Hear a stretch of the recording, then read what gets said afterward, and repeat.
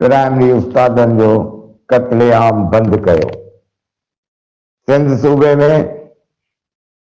वरी हिकु ॿियो प्राइमरी उस्ताद क़तल।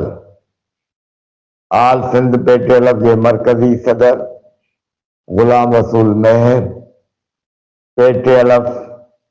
सिंध जे साबिक़ा मरकज़ी सदर ऐं मौजूदा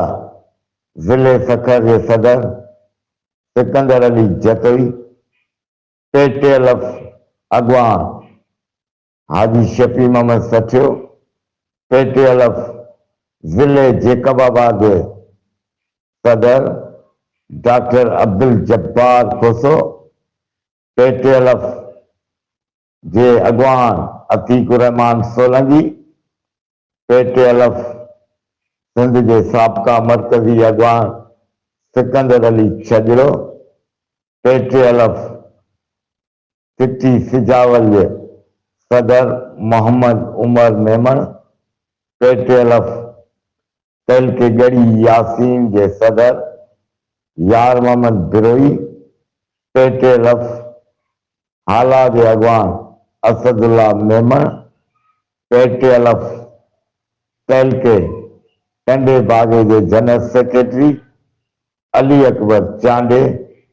पंहिंजे बयान में चयो आहे त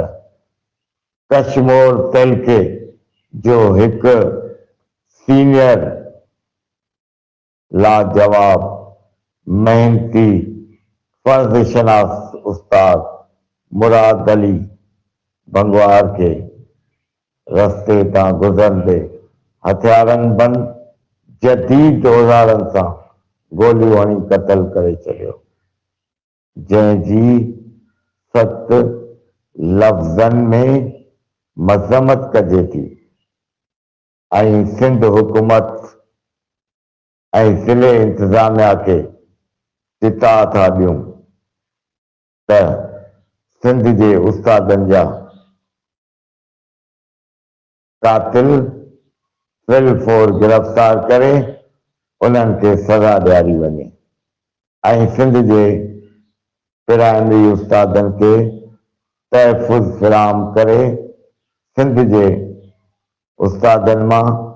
बेचैनी दूर कई वञे, न त ॿी सूरत में समूरी सिंध में प्राइमरी उस्ताद एहतजाज करे धरना हया वेंदा। उस्ताद न्यूज़ 7।